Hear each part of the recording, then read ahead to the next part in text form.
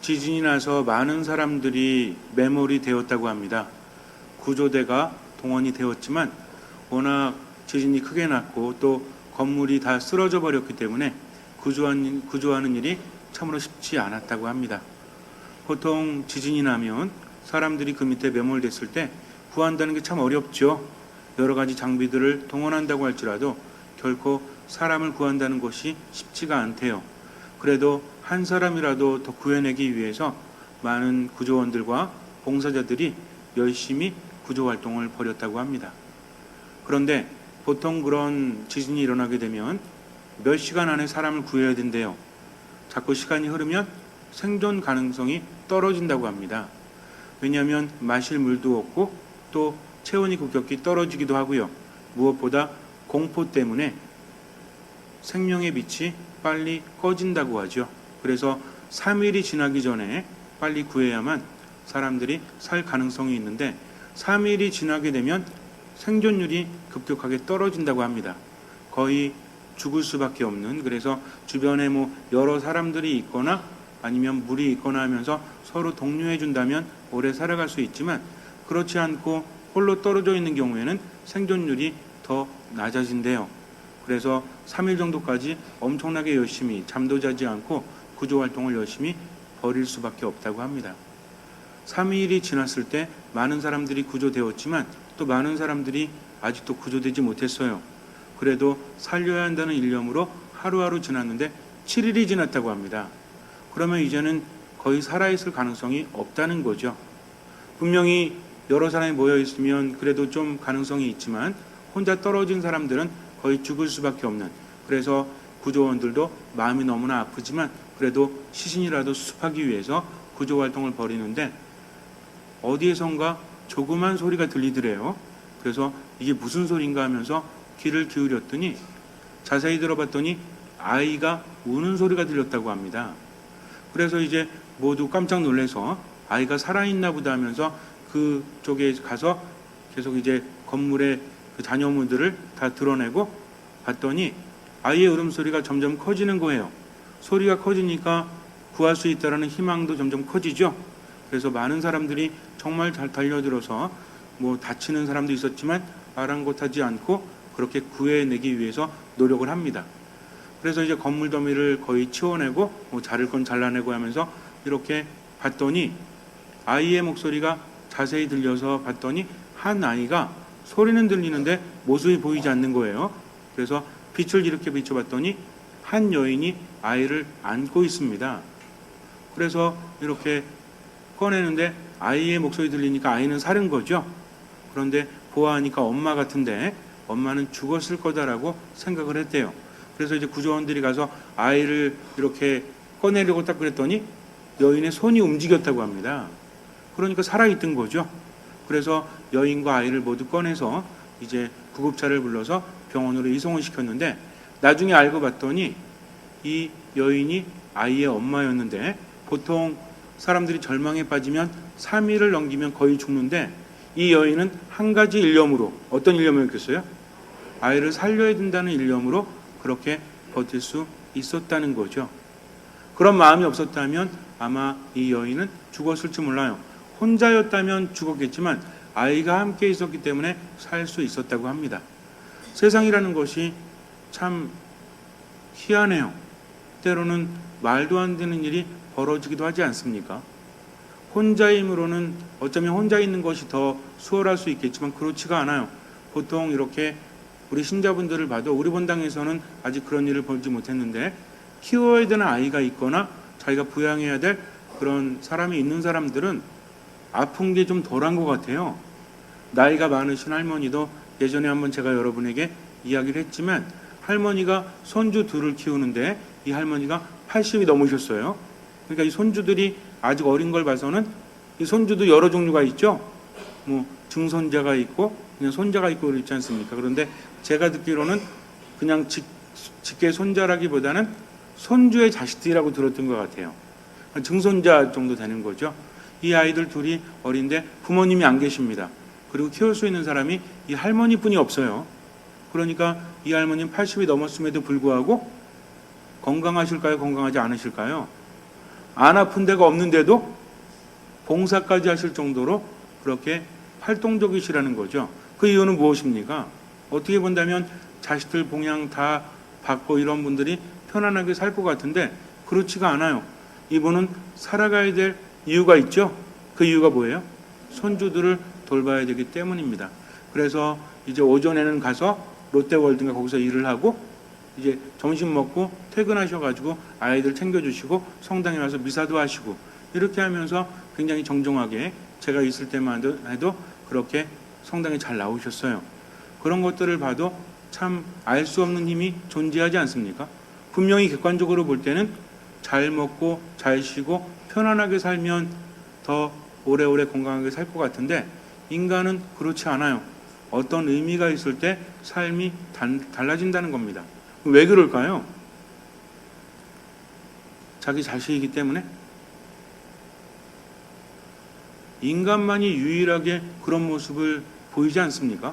그럼 동물 중에서도 모성애가 있다고 그래요? 없다고 그래요?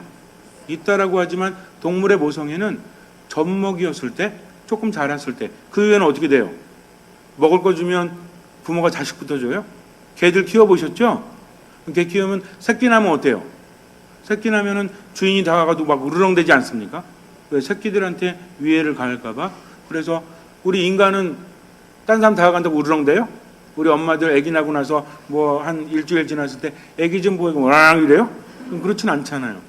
그런데 이 개들은 아무리 주인하고 할지라도 새끼 잘못 만지면 물릴 수도 있죠. 이렇게 정말 아주 대단하지 않습니까? 근데 이게 오래 가요, 오래 못 가요? 본능적인 것이기 때문에 오래 가지 못해요.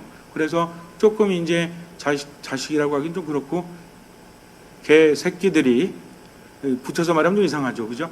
이 강아지들이 조금 커가지고 이제 좀 성견 정도 되면 먹을 거 갖고 서로 싸워요, 안 싸워요? 싸우지 않습니까? 먼저 자식이라고 주는 거 없어요. 그런데 인간은 죽을 때까지도 자식에 대한 마음이 남아있지 않습니까? 그래서 가장 큰 사랑 중에 하나라고 하는데 저는 그 이야기를 들으면서 이런 생각을 했어요. 왜 그럴까? 도대체 왜 인간은 이렇게 모성애, 부성애가 강한 것일까? 왜 그럴까요? 그렇죠.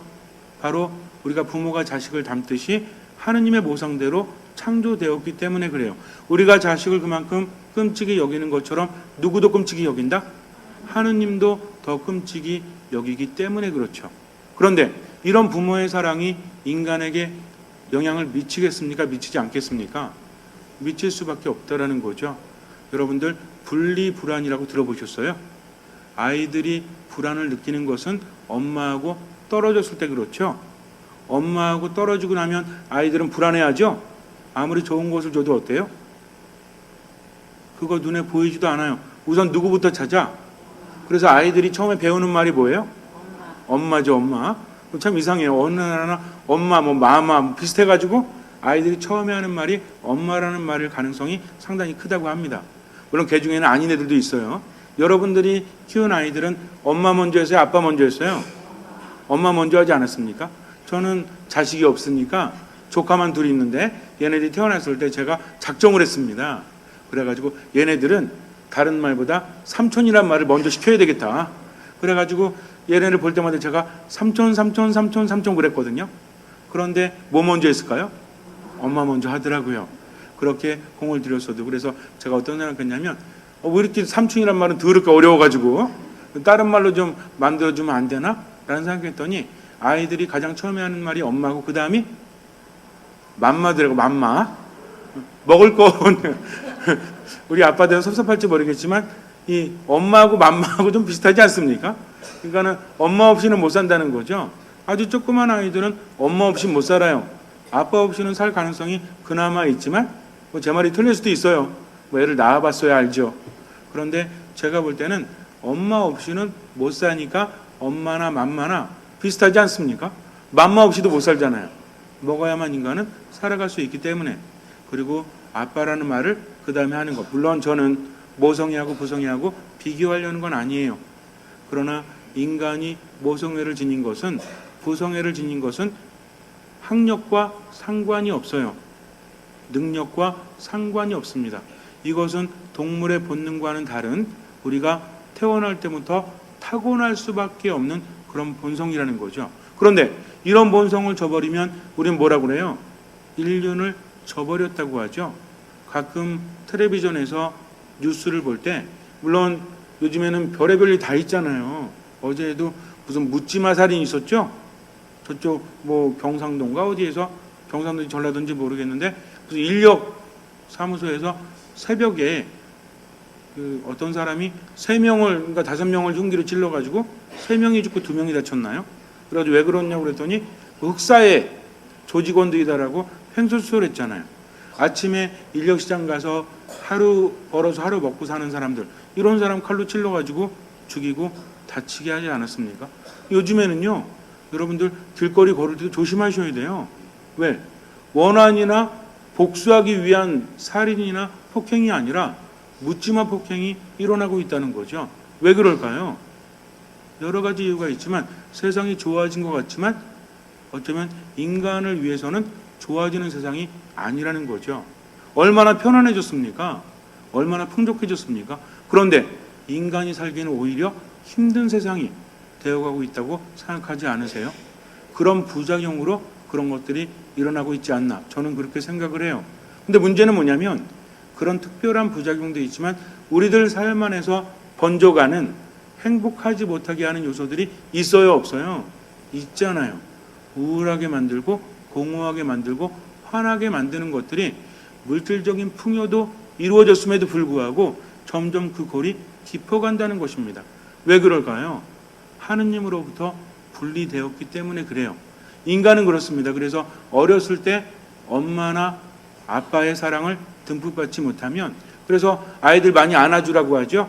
엄마가 많이 안아줘야 되는 것은 아이의 심장과 엄마의 심장이 가까운 일직선상에서 이렇게 뭔가를 느낄 때 아이들은 편안함을 느낀다고 합니다.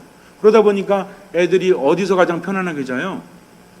제가 어느 날 이렇게 봤더니 제 동생이 조카를 이렇게 업고 있는데 얘가 목이 거의 떨어지려고 하더라고요. 이렇게. 보통 엄마들이 업고 뭐 설거지 같은 거 하면 애들 어때요? 자다가 보면 이래가지고 이렇게 떨어지잖아요. 목이. 그럼 불편해요? 안 불편해요?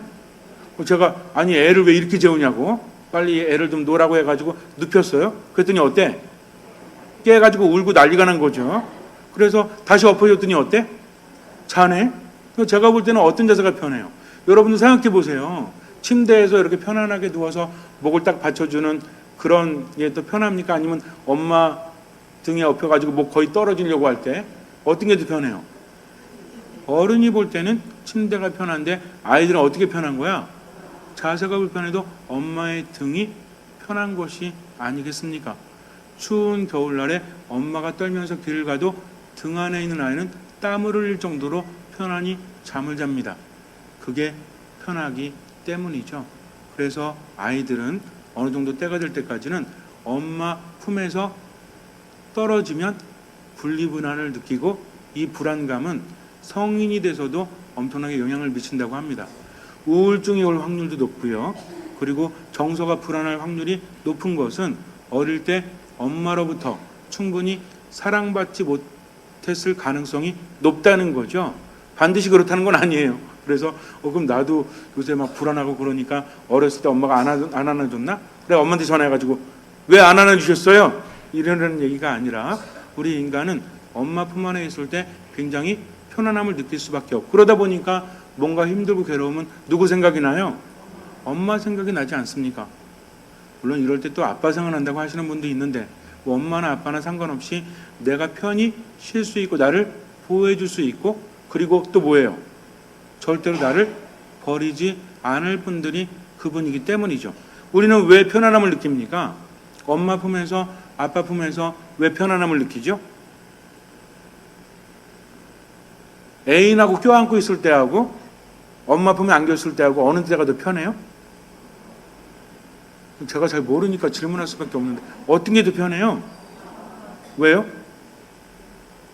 왜냐하면 나를 버리지 않을 뿐이잖아요. 애인은 나를 버릴 수 있어요? 없어요? 의식 차원이 아니라 무의식 차원에서 우린 느끼고 살아간다는 겁니다. 여러분들 평상시 살아갈 때 너무 힘들고 괴로울 때 왜 그런지 모를 때 있죠? 나도 나를 모를 때 있어요? 없어요? 이런 것들은 어디 문제라고 그래? 의식이 아니라 무의식 안에서의 문제라고 말하기도 하잖아요. 그러다 보니까 어린 시절을 살펴보기도 하고요. 어린 시절의 문제가 지금까지 왔다. 그런 얘기 들어보셨죠? 태행이 일어났다. 뭐 이런 얘기 들어보셨습니까? 고착이라든지 퇴행이나 이런 것들이 일어난다. 그래서 어릴 때 충분히 사랑받지 못하면 불안감이 커지기 때문에 힘들게 세상을 살아갈 수도 있다라는 거죠. 이런 얘기들이 요새 굉장히 많이 나와요. 그래서 내 안에 있는 내면의 치유를 위해서 상처받은 어린 나에 대해서 살펴보는 그런 프로그램도 있습니다. 어쨌든 중요한 것은 우리가 증명할 길은 없지만, 물론 이렇게 심리학적으로 상담을 하면서 드러내기도 하지만 과학적인 증명도 이루어지고 있어요, 요새는. 그래서 어릴 때 엄마가 많이 안아주고 이렇게 하면서 애착관계, 초기 양육자인 엄마하고의 애착관계가 제대로 되는 애하고 제대로 되지 않은 애 중에서 어떤 아이들이 요즘에 ADHD 이런 거 있잖아요. 정서불안이나 이런 거를 겪을 확률이 높은가를 봤더니 당연히 현저하게 엄마 품에 많이 안겨보진 않은 아이들이 정서불안을 많이 느낀다더라 라는 그런 조사 결과는 있습니다. 어쨌든 우리가 증명하지 않아도 아는 거죠. 엄마 품 안에서 편히 쉴 때 인간은 참으로 행복하다는 것을. 왜냐하면 하느님께서 그렇게 만드셨기 때문입니다. 그러면 분명히 말씀드리지만 아이가 엄마 품 안에서 편히 쉴 수 있는 것은 엄마로부터는 버림받지 않고 어떤 경우에라도 나를 지켜준다는 것을 본능적으로 알기 때문이죠. 그러면 하느님은 어떠십니까? 하느님께서는요, 이스라엘 백성을 통해서 지금 우리에게 분명히 말씀하십니다. 어미가 젖먹이를 어찌 잊을 수 있겠느냐. 그러나 설사 어미가 젖먹이를 잊는다고 할지라도 나는 너희를 잊지 않겠다라고 말씀하십니다. 얼마나 기가 막힌 말씀이에요. 내 죄가 아무리 많다고 할지라도 돌아오기만 하면 그분은 받아주신다는 거죠. 우리가 살면서 힘든 이유는 무엇입니까? 힘든 이유는 하느님 안에 머물지 않기 때문이라는 거죠. 단순히 신앙적인 명제가 아니라 인간은 그렇게 만들어졌다는 거죠. 우리는 영적인 능력을 지니고 있기 때문에 깨달을 수 있는 지혜가 분명히 있습니다. 삶이라는 것은 원인과 결과가 확연하게 드러나는 겁니다. 아무런 이유도 없이 분명히 충족이 됨에도 불구하고 내 안에서 뭔가 결핍된 것을 느낀다면 그것은 하느님 안에 머물지 못하기 때문에 그래요. 그런 것들은 절대로 충족되어질 수 없습니다. 오로지 하느님 안에 있을 때만 편안할 수 있고 행복할 수 있다는 거죠. 근데 문제는 뭐야? 하느님 안에 머물지 못하고 하느님 떠나서 오래 살다 보면 돌아가야 된다는 것을 알면서도 그러지 못하게 방해하는 자가 누구예요? 이게 사탄이라는 거죠. 야, 종교라는 게 네 삶을 억압하는 거지. 주일날 꼭 성당에 꼭 나가야 돼? 그럴 필요 없어. 그냥 살아. 라고 말하면서도 책임져줘요, 안 져줘요? 절대로 사탄은 책임져주지 않습니다. 사탄의 목적은 뭐라고 그랬죠? 인간과 하느님을 떼어놓는 것이 목적이라고 했습니다. 그럼 인간은 하느님으로부터 멀어지면서 어디로 가요? 죽음으로 갈 수밖에 없다니까요. 이거를 분명히 알아야지. 그러면 지금 내 삶 안에서 뭔가 죽음의 징후들이 나타나면 어떻게 된다고 그랬죠? 빨리 정신 차리고 하느님 안으로 돌아가야만 살 수 있다는 거죠. 근데 아이가 너무 멀리 와버렸어. 그러면 엄마를 찾을 수 있어요, 없어요? 이래서 우리가 힘든 겁니다. 아이는요, 엄마로부터 어느 정도 떨어지면 엄마를 찾아볼 수 있지만 딴 거에 정신 팔려가지고 엄마로부터 너무 많이 떨어지면 엄마한테 돌아갈 수 없죠. 그때부터 뭐가 시작이 돼요? 울고 불고 난리가 나면서 불안감이 시작이 되지 않습니까? 그러면서 아이는 점점 힘들어지고 지쳐가는 겁니다. 우리 영혼이 그렇다니까요. 내가 의식하지 못해도 내 영혼이 하느님을 찾으면서 울부짖다가 이제는 지쳐가지고 쓰러져 버립니다. 그럼 어떤 상태가 나요? 내 안에 있는 영혼이 더 이상 생기가 돌지 않으니까 뭘 해도 행복감이 오래가지 못해요. 마음속에 불안하면 어때요? 불안하면 뭘 먹어도 맛이 느껴져요, 안 느껴져요? 초조하고 불안하고 힘들어지게 되면 불균형이 일어나죠. 육체적인 불균형 때문에 병이 올 수 있어요. 마음의 불균형이 일어나니까 내가 왜 이러지 하면서도 분노로 치닫거나 미움으로 치닫거나 부정적인 감정들이 나를 괴롭히기도 한다는 겁니다.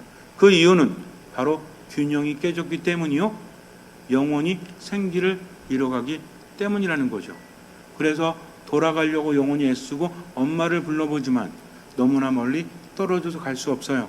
그럴 때 누가 나섭니까? 아이를 잃어버렸을 때 가장 안달이 난 사람은 누구죠? 엄마 아빠잖아요. 그래가지고 엄마 아빠가 찾아서 난리가 나지 않습니까? 우리 애 어딨냐고 하면서 밤 12시 넘었다고 안 찾아요? 밤 12시 넘었으니까 집에 가서 잠 좀 자고 내일부터 찾아야지. 이런 부모가 어디 있습니까? 내 자식이 잃어버렸으면 아무리 위험해도 나가야 안 나가요? 나가잖아요. 그래서 아이의 이름을 부르면서 엄청나게 찾지 않습니까? 우리가 하느님으로부터 너무 멀리 떨어져 왔으니까 누가 찾아 나서요 이제? 젖먹이를 사랑하는 어미보다도 더 우리를 사랑하시는 하느님께서 우리를 찾아 나섭니다. 그분이 누구예요? 예수 그리스도시라는 거죠. 그 전에는 예언자들을 통해서 계속 돌아오라고 말씀하셨지만 이제 너무 멀리 갔어요. 그래서 하느님이 직접 나선 거죠. 그분이 바로 예수 그리스도이십니다. 그분이 뭐라고 합니까? 한 마리 양을 잃어버리면 100마리 중에서 99마리는 내버려둔 채 그 한 마리 양을 찾아서 헤매지 않겠느냐. 이 말씀은요, 인간을 향한 하느님의 사랑 고백입니다. 잃어버린 아들은요, 성서의 백미 중에 백미라고 할 수 있는, 그래서 아버지가 아들을 잃어버리고 나서 아들이 아버지를 떠나고 나서 돌아올 때까지 가산 다 탕진하고 돌아올 때 아버지는 학수고대 하다가 그 아들을 안아주고 받아주지 않습니까? 그러면서 뭐라고 그래요? 죽었던 내 아들이 살아 돌아왔다라고 말합니다. 이것이 바로 주님께서 우리에게 말씀하시는 거죠. 너희가 나를 떠나면 너희는 어떻게 된다? 죽는다. 너희를 귀찮게 하려는 것이 아니라 너희는 내 안에 머물러야만 살 수 있도록 만들어졌는데 왜 자꾸 나를 떠나느냐 이거죠. 그러면서 하느님께서는 우리가 당신 품으로 돌아오기를 바라세요. 왜? 자식이 죽어가는 꼴을 어찌 부모가 볼 수 있겠습니까? 그래서 하느님께서도 우리가 죽어가는 꼴을 볼 수 없기 때문이죠. 오늘 예수님께서 뭐라고 하세요? 내가 진실로 진실로 너희에게 말한다. 내 말을 듣고 나를 보내신 분을 믿는 이는 무엇을 얻고 영생을 얻고 심판을 받지 않는다.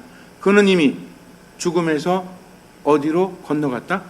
생명으로 건너갔다라고 말씀하십니다. 즉 그분의 말씀을 듣지 않고 그분을 믿지 않는 사람은 어느 상태에 있다? 죽음의 상태에 있다니까요. 그런데 그분의 말씀을 듣고 그분을 믿는 사람은 이 죽음의 상태에서 어디로 간다? 생명으로 간다. 어디 안으로 간다는 얘기예요? 하느님 안으로 간다는 거죠. 그러면 인간에게 생명력이 떨어지면 그 인간은 어떻게 돼요? 죽잖아요. 어떤 것이 생명이라고 합니까? 우리가 살아가면서 즐겁고 행복하고 평화롭고 이건 생명이에요, 죽음이에요? 근데 이 생기가 사라지면, 몸의 생기가 사라지면 평화로워요? 영혼의 생기가 사라지면 평화롭습니까? 아니라니까요. 마음의 생기가 사라지게 되면 힘이 떨어지는 거죠. 힘이 떨어지면 어때요? 점점 죽음으로 가고 그 사람은 힘들어질 수밖에 없다라는 겁니다. 우리 안에서 영혼 없어지고 몸 없어지고 마음 없어지면 뭘 갖고 살아갑니까? 우리는요 다 우리 거라고 생각하지만 영혼이 떠나가면 아무것도 남는 게 없어요. 그래서 하느님 안에 영혼이 머물 때 나머지도 얻을 수 있다는 거죠. 자꾸만 사탄의 꼬임에 넘어가가지고 이렇게 생각하지 마세요. 하느님 안에 머문다는 게 무슨 맨날 기도만 하고 내 삶에 재밌는 거 하나도 없고 이런 것 같지만 그렇지 않아요. 우리가 하느님 안에 머무는 것은 오히려 힘을 얻고 치유받기 위해서입니다. 그렇게 하느님께로부터 치유받고 힘을 얻으면 나가서도 제대로 살 수 있어요, 없어요? 아니 뭐 나이트클럽에 놀러 가도 뭐가 있어야 놀아? 걸을 힘도 없는데 가가지고 음악 소리 나면 어떻게 춤출 거예요? 그러니 노는 것도 뭐가 있어야 논다? 힘이 있어야 놀지. 밖에 놀러 다니고 싶으시죠? 봄, 여름, 가을, 겨울 되면 무슨 놀이다 해외도 좀 나가야 되고 놀러 가고 싶죠? 뭐가 있어야 돼? 힘이 있어야지. 힘 없으면 못 놀아. 그러니까 가장 중요한 것은 내 안에 생명력이 넘쳐 흘러야 나머지도 누릴 수 있다. 그래서 예수님 뭐라고 하십니까? 먼저 하나님의 나라와 그 일을 구해라. 그러면 나머지도 엄청나게 받게 될 것이다. 근데 왜 자꾸만 얻지도 못할 것을 달라고만 하느냐? 지혜롭게 기도하라는 거죠. 우리는 알아야 돼요. 그래서 하느님 안에 머무는 것과 예수님의 말씀을 듣고 살아가는 사람은 죽음에서 어디로 간다? 생명으로 간다. 그리고 하느님은 어떤 분이시다? 우리를 절대로 잊지 않으시고 버리지 않으시고 나보다 더 나를 사랑하시는 분이시다. 그러니 신앙 안에 머문다는 것은 행복입니까? 아니면 나를 억압하는 또 나를 옥죄는 족쇄입니까? 행복이라는 거죠. 자꾸만 잘못 생각해가지고 주일날 거룩한 미사를 하면서 힘을 받을 수 있는데 귀찮아서 안 나오는 것, 하느님의 말씀을 실천하지 않는 것, 이 모든 것들이 결국 내가 생기를 잃어가는 것이라니까요. 근데 꼬임에 빠져가지고 안 하면 됩니까? 안 됩니까? 안 된다는 거죠. 그래서 우리가 세상은 그래요. 때로는 귀찮아도 해야 될 게 있죠. 그걸 해야만 살 수 있기 때문에 그래요. 그러니까 자꾸 쓸데없는 데 에너지 낭비하지 마시고요. 할 것은 하십시오. 믿을 것은 믿으십시오. 치유받을 것은 치유받으십시오. 그렇게 하다 보면 조금만 지나면 무엇이 좋은지 알아가지고 오지 말래도 와. 그런데 그 맛을 모르니까 깊이 하느님을 느끼지 못합니다. 잠시 눈을 감으세요. 나를 너무나 사랑하시는 주님께서 나에게 주시는 것이니 얼마나 좋습니까? 근데 왜 자꾸 그것을 거부하죠? 알지 못하기 때문에 그래요. 하느님 말씀 안에 머무는 것이 얼마나 힘이 생기고 치유받는 것인지 알기만 하면요, 우리는 그 안에 늘 머물려고 할걸요. 미사를 통해서 하느님께 받는 은총이 무엇인지 알기만 하면 말려도 머물기 위해서 노력할 수밖에 없습니다. 그러니 나를 너무나 사랑하시는 그분 안에 머물고 예수님의 말씀을 듣고 믿고 실천하십시오. 주님께서는 그 믿음을 보시고 우리 삶에 놀라운 기적을 일으켜 주실 것입니다.